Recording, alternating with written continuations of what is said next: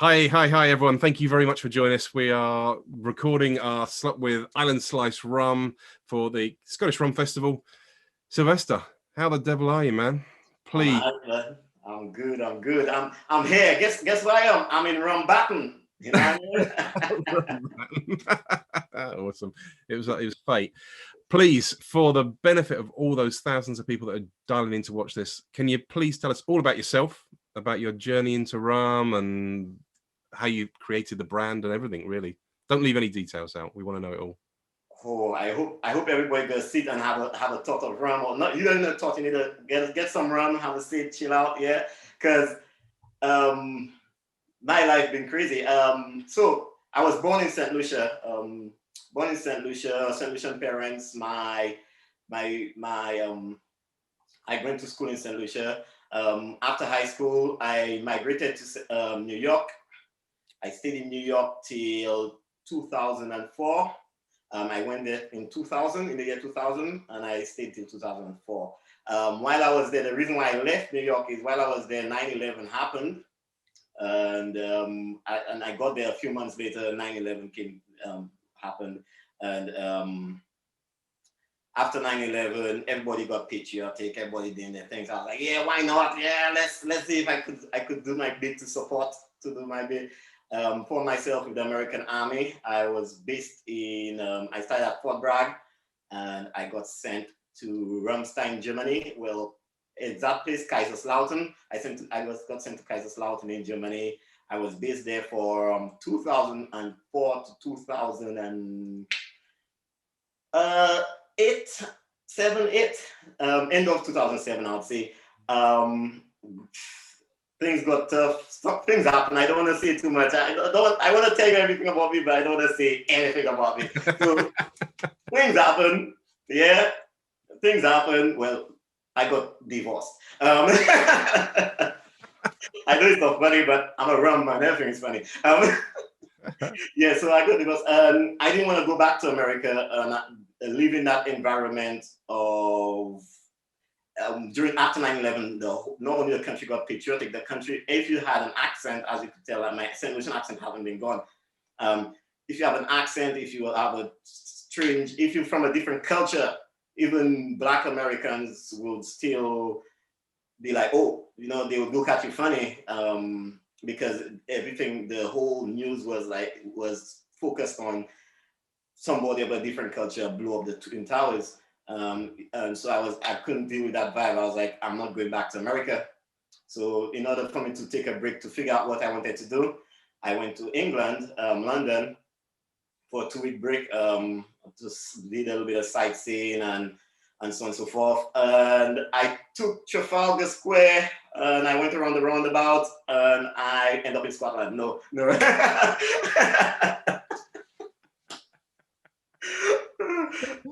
Yeah. So Really, though. So I went to Trafalgar Square, and there was a post saying, it said, not careers office. It said careers office on it. Being American, I took it as a job center. So I was like, yeah, I'm a St. Lucian. The British, I'm part of the colony, not the colony, but yeah, whatever they call it. I'm part of it. So I might be able to get a job here and not have to go to America ever. I walked in, it ended up being an army recruitment center. They didn't let me out. Right there, I did my back test and everything. And they're like, yeah, you passed. You could have all this job, engineer, this and this. I was like, I don't know anybody in Britain. I don't know anybody anywhere else. I will only join your army only if I get sent back to Germany and I could be based in Germany for my whole career. That's the only way I'll get it. I'll sign up. And he's like, yeah, well, I've got a job for you. And he went under the pile and he's like, yeah, that's your job right there. Infantryman, rifles, go. I was like, yeah, I'll take it. At that time, remember, I really didn't care. I was just going with the flow. I was being full on St. Lucian, just killing, going with the flow. And I ended up in the British Army in 2008. By December 2008, I was in Iraq. with a British regiment, wearing a different uniform, wearing a different cap badge. Did Iraq, did Afghanistan subsequently, and did a lot of nice places also. I did a few places in I did Kenya. I did quite a few places in Europe. I went quite a few places with the British Army. 2012, I was like, I think that I've milked this enough. I've done that, So I was like, I need to get out. And I started planning for me to get out after my last stop, Afghanistan. I was like, I need to get out. So I started planning my way out, and in 2013, at the end of 2013, I gradually slipped out, put in my notice and did everything. And I applied as a police officer in Scotland. But before that, I did some stuff just while I'm waiting to join the police. So I became a police officer in Scotland. And I did the job right here in Rumbarton, doing the job on the beat. Did that, and I resigned last year. But anyways, so to Ram, that was me. All of that was not what I was expecting at all. And none of it really rummy. None of it is rummy, but it gives that picture of my journey, my journey to, because I am the only one in Scotland in my family, or in Europe in my family. It's all because of this journey, this trip, Yeah. So to switch that whole story, but into Ram. So I am from St. Lucia. I am a direct descendant of a slave. My dad, his grandfather, his great-grandfather was a slave on the plantations. So my Ram journey does not start as an estate owner or a plantation owner. My journey starts as a slave, the guy doing the Ram on the estate, on the plantation, to take the sting of the whip off his back.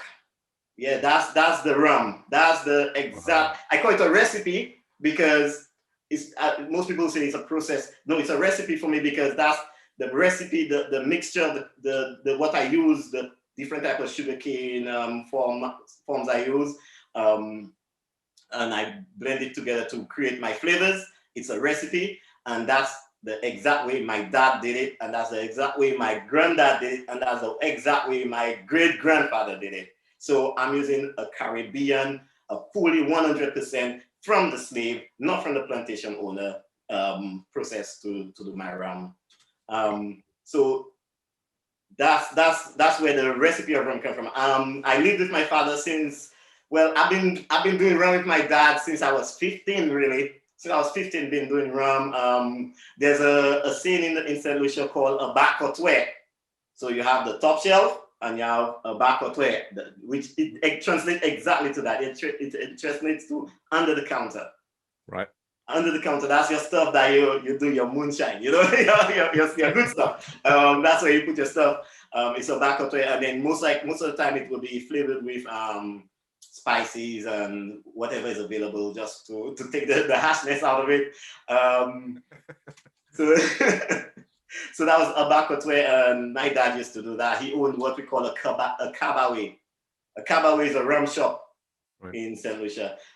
So he had his rum shop, and we had our back or twe, we had our stuff. And I was working with him since when I was 15, before I left, when I was basically at 17 years old when I went to New York.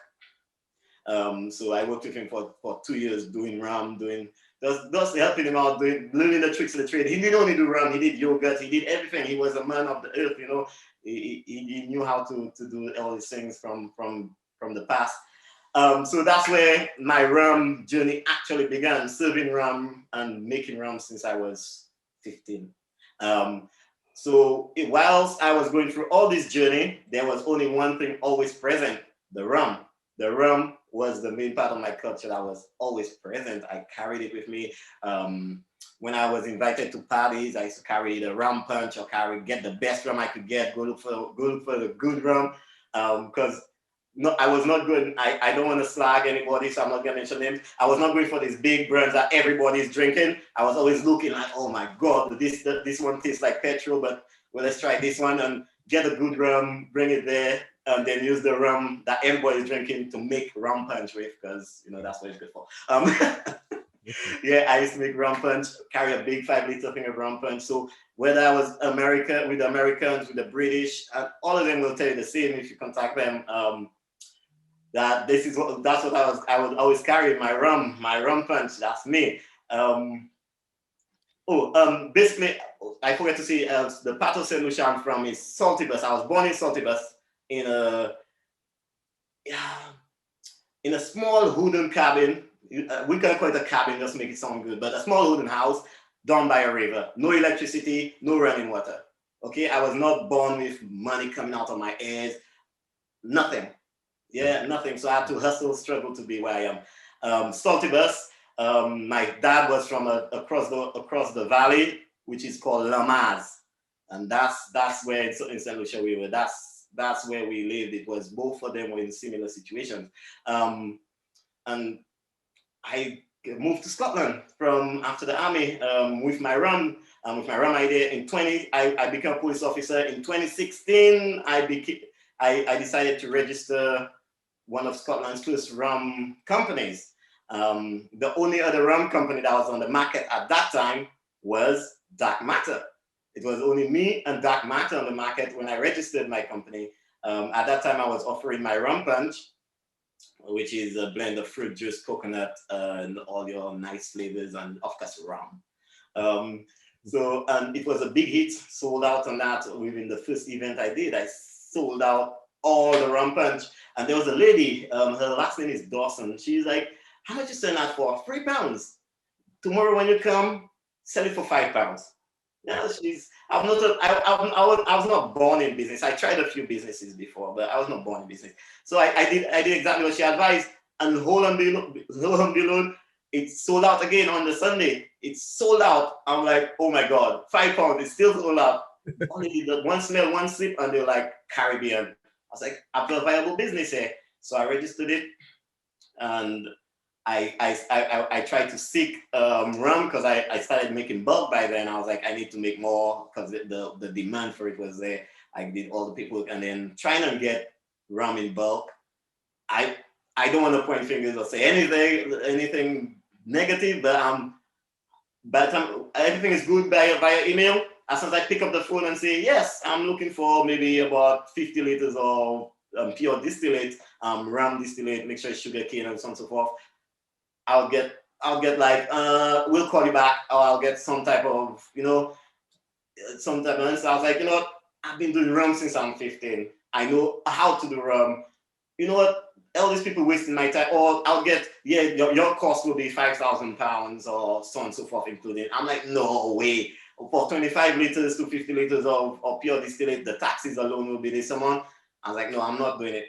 And so I decided, register myself as a distillery, register the company as a distillery, make my own rum, and I don't have to deal with anybody. And I did the rum. It was supposed to be to do my rum punch, but the distillate was I almost forgot how good the distillate was. It was so good. I was like, this does not have to be watered down into a rum punch. This does not have to be spiced. This does not have to be any of this. This could be sold as a pure white rum, pure distillate with tempered down to 45%. Awesome. Or I could just add some oak to it, and then it will just mellow it right out, and it will be good. I was like, I've got a rum brand, man. I've got my rum. I've got everything. And it was almost, remember, I was not born with money, but I was born with that knowledge. Yep. And I used that knowledge to turn it into money, into rum. Because remember, rum, we used to battle with rum. In the olden days, there used to be battering of rum for whatever you need. So I decided I don't have money, but I could do something with rum. If I could make rum, there's somebody who wants rum, we could make a deal, to make something happen. So I went old school, and I built up my monies, I built up everything. And now I am actually moving into a bigger distillery. This is what I started with. This is my first still. Brilliant. This is my first still. It's designed. I designed it myself. I created it myself. It's very similar to what my dad would use. Basically, he would use a bottom would be a pot, and at the top he would put another pot, and then he'd seal that, and then at the top he would put the hole, and then he'll put a smaller pot like this here, and then out of that, then he put the condenser coming out. So I tried to design the still exactly how my dad did it, so we're not losing much of the characteristics of it. The only characteristics I felt that we were missing is that slightly, like when it almost burned, when the distillate almost got that little burnt taste from having the fire underneath it. Yeah. Just that little dust. I feel like we missing that sometimes. So I sometimes I put a direct because I use electrical heating. Sometimes I just put a direct thing just so I could get that little, because it's missing that. What I find is most rums that I've tasted. It's supposed to be about me, but now I'm already going into most rums I've tasted. It's a vodka. It has a slight hint of the molasses, but it's a vodka. It has no characteristics of the molasses. It doesn't have none of that. And you need a good pot still for that. It's not, you don't put it through a column still and then add rum flavor to it. You don't do that, or you don't add syrup to it at the end. You don't do that. It's not rum. Rum is supposed to have the characteristics of the sugar cane. If you want to do vodka and add rum flavor, do that. Use potatoes, use whatever, use wheat. You make a whiskey and turn it into rum. But don't call it rum. Call it spirit. Anyway, yeah. That's that big over. Oh man, man, I'm so looking forward to people seeing this. This has been the best so far. I love this. Well done, man. Cool. Right. So you are let's get through all of that. So you're drawing on some direct experiences, but you have your own setup now. So you've gone from the smaller still, you got a bigger still, you're making rum. Take us through the portfolio, because I mean, it's not just one expression, is it? You do lots of things. Yeah. So I started out with the white distillate, which is, I would say, is better than most white rums that you'd have out there. Tastes better, the flavors are there. You got all that characteristics from the pot still, which is a little bit of that caramel, a little bit of that it's not sweetness, but because it smells sweet, it almost tastes like it's sweet on your palate. It has the fruit, it has the dried fruit, it has all that good stuff. That's the white distillate, which is brought down to 40%. So that's our white rum. I've got my first aged dark rum. First aged dark rum is, most people might look at controversial. I'm doing it the way my dad did, and he did not have money, and I didn't have money. So the best way to do it is to first age the rum. So what, without giving too many secrets, what I use is an old. Well, I kind of modernized the way he did it. I took it to a modern standard. So I got an old Speyside barrel, old Speyside whiskey barrel. I cleaned it, got everything nicely, and I took the staves, and instead of putting the rum in the barrel, I put the barrel in the rum, and all I did was replicate. I may not have been born out of money, but I did a lot of studying, which is I did a lot of studying in chemistry and so on and so forth, and all that is self. I did that. I did all this research myself in terms of these things when I was growing up. Electricity, I love electricity. Anyway, so what I did was I try and replicate the conditions needed for esterification. Esterification is the degrading of the wood. The degrading of the wood and how it impacts the flavor onto the liquid it's around, or the color, or whatever, how it impacts its characteristics onto the liquid that it's around. And you need three or four main things for that to happen. You need heat, you need light, you need heat, light, and pressure. Okay. Heat, light, and pressure is the three main things. You got the moisture is from the liquid, so moisture needs to be present. So you need the moisture. So let's say moisture also. And all I did was replicate that, and then I had to replicate the Caribbean. as I told you, we have a hurricane. While this is being recorded, we have a hurricane heading to St. Lucia. When a hurricane heads to the country, the pressure, it goes low or high. Basically, the pressure changes in the Caribbean. It changes the rum. It changes how it eases the thing. So all I did, you have to change the pressure within it so that you could get these flavors. Heat is easy. I cannot tell you too much. Light, you need light.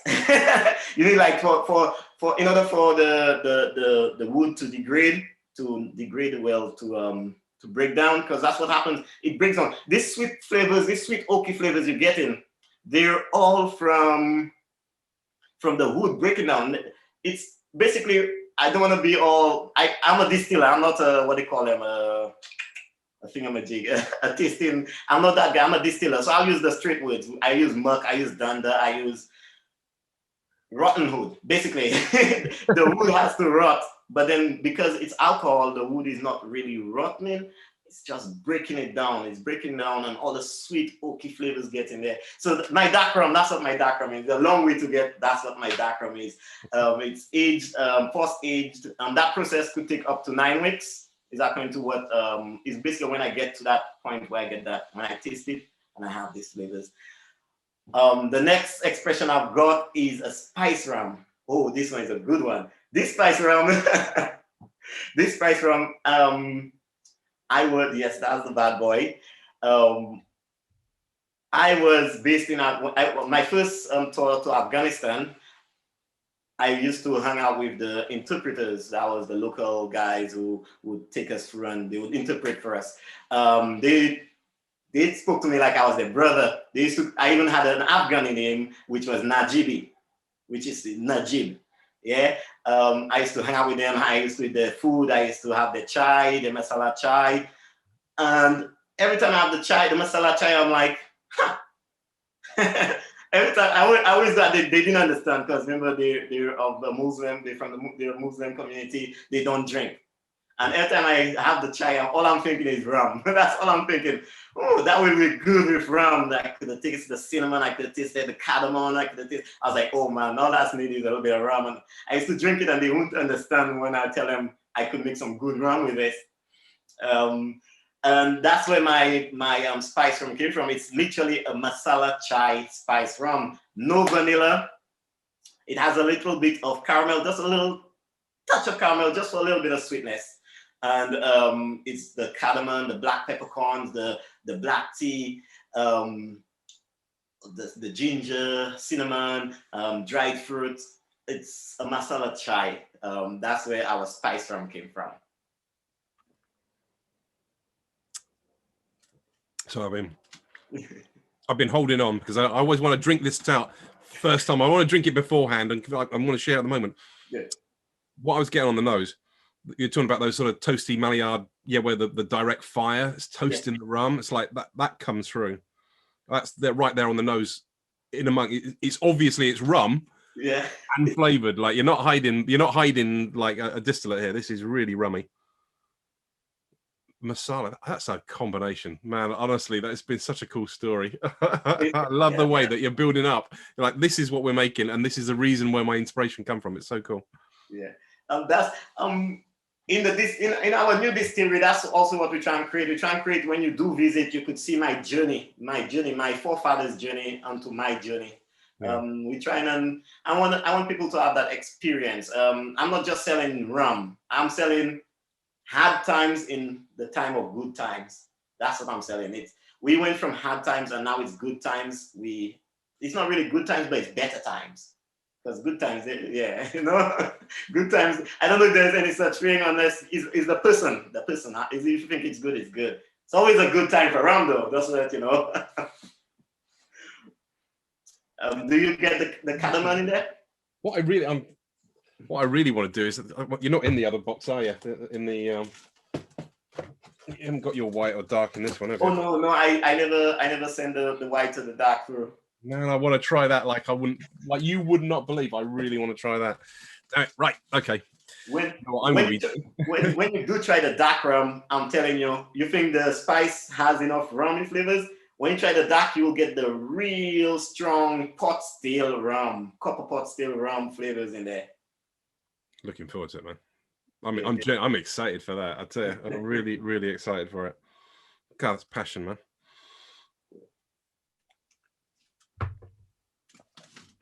So, like you said, that nice sweetness. I mean, it's like kind of it's fruity. A little bit like you said, a cinnamon spice you mentioned. That's not big. It's not overpowering. It's there. It's a nice edge to it. It's complex, but rum first and foremost. That's a rum flavor. It's rum with some spices, sort of nicely giving it a caress. You know, it's really cool. And another, I don't want to give away too much of my secrets because I got loads of secrets to how. But I don't just dump the spice in the rum and then filter it out. No. I will do my first distill.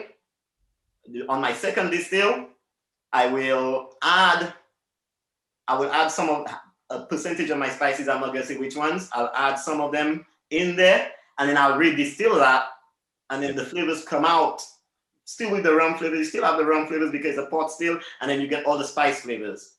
And then there will be a certain type of spices and fruits or whatever I will add in there to then get my other flavors. So you have a deeper flavor and you get a flavor in the deeper and shallow flavor from because when I say shallow flavor is the flavors that have been added by putting the spice at the end and then filtering it out. And then you have the deeper flavors, which is what got distilled in, what got redistilled in.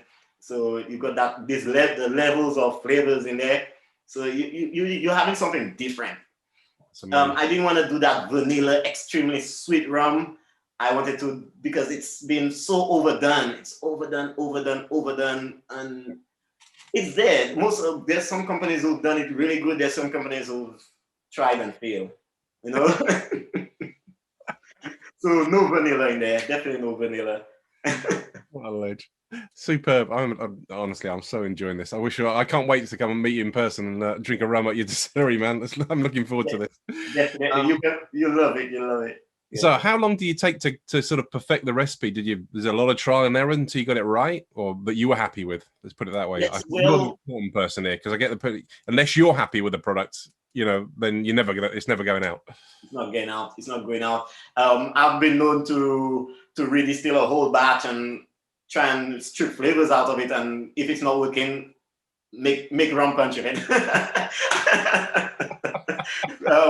And sometimes it's just because maybe a little too much cinnamon or maybe a little too much cardamom, and I'm like, messed it up. But yeah, for me to get to the point where I am right now, where I feel comfortable, and even then I still feel like I'm always tweaking, always moving things about.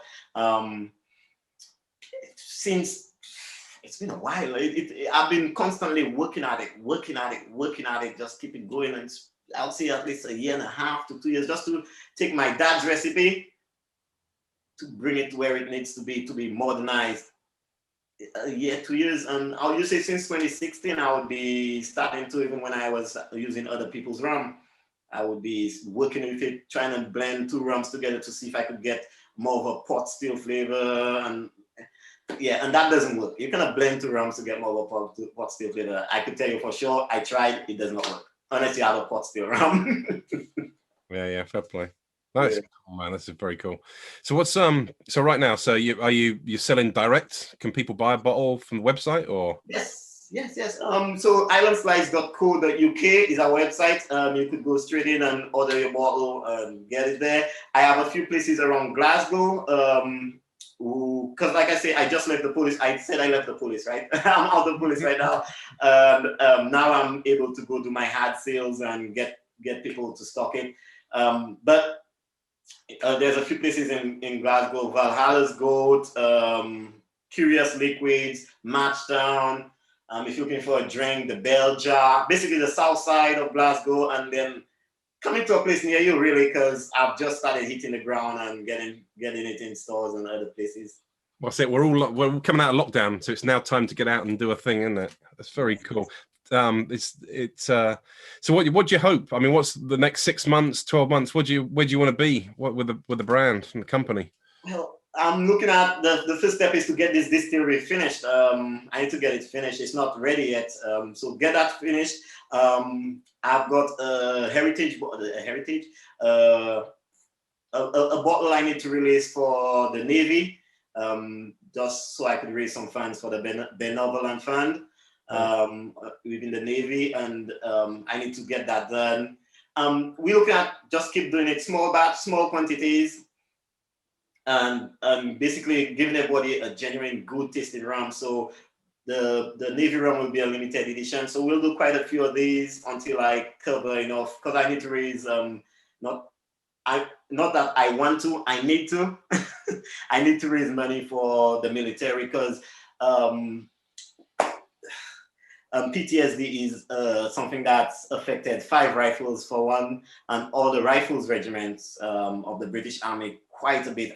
Since I left the military from 2013, I've lost more people. Let's just say I've lost more people post-war than during the war. Just people taking their lives. So I need to raise some funds for that. I need to do my best to help my brothers. Also, we have Caribbean. I work with UK 758 to raise funds for St. Vincent and to for any disaster in the Caribbean. Also, I'm working for another company. I'm distilling rum for them, and they are predominantly the money they raise is going to the Caribbean after hurricane to get things done. So I wanna keep doing that, and I wanna keep looking out for my brothers, my sisters, whether it's military or personal or St. Lucia, the Caribbean. I want to do that first, and then hopefully by then I'll be able to get the bigger production going, much bigger, because I'm going big, but then I'm gonna go bigger to then actually make the money. At the moment, I'm easy. I was not born with money. I'm in no rush to become a millionaire. The other rum companies, they could do what all they want. I'm island. Yeah, I'm easy. You know what I mean? Mate, you've all the way through that. You've kind of you've been very honest. Like, you know, some rums are not very interesting. Yeah, they're neutral spirit or whatever like that. You know. So I mean, being nice. I mean, not being deliberately rude, but like, what do you think? I mean, the Scottish rum scene at the moment for me feels like vibrant. There's so many people doing a thing. Do you get a sense for the excitement?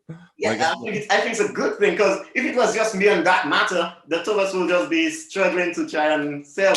But then when you hear the other guys come in and they have something new and something crazy, and it's, you know, it's funky, all of a sudden, oh, IslandSlice has this, how about these are the guys, they maybe have something awesome. Oh, these guys have something, how about IslandSlice, they must have something awesome. So if we keep on working together and keep on doing this, we are gonna dominate the rum scene. Like it's cool. I love it. I love it. I don't see it as competition.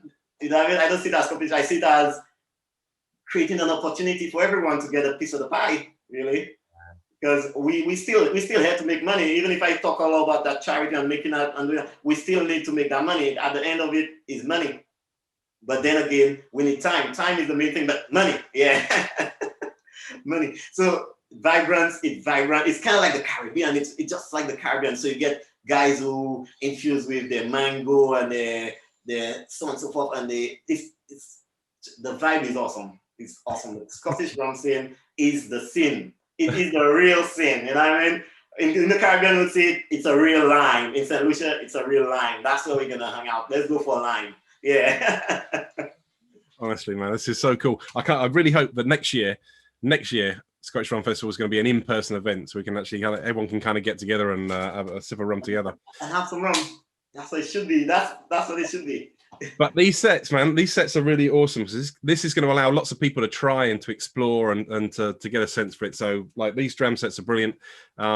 I think we've covered a lot there, man. We've covered a lot of ground. I'll say thank you very much for your time, man. I'm looking forward to having you join us all with the Ask the Producers sections at the Scottish Rum Festival. So, wow. What a journey, man. What a journey. I'm glad. I did not expect that. That was so cool. Thank you very much for making my afternoon, my friend. We will see you on and on. For anyone watching this, if you're going to get it, so if people wanted to ask questions, they can drop you a line via social media or, you know, outside of the Scottish Rum Festival, I mean. Yes. At IslandSlice Rum on social media, Twitter, Facebook, Instagram, or islandslice.co.uk. You know what? Just send me an email, sylvester@islandslice.co.uk. I'll holler at you, okay? Fantastic. That's brilliant. Thank you very much for your time, guys. Thank you very much. We'll see you on and on. Cheers. Thank you. Okay, bye.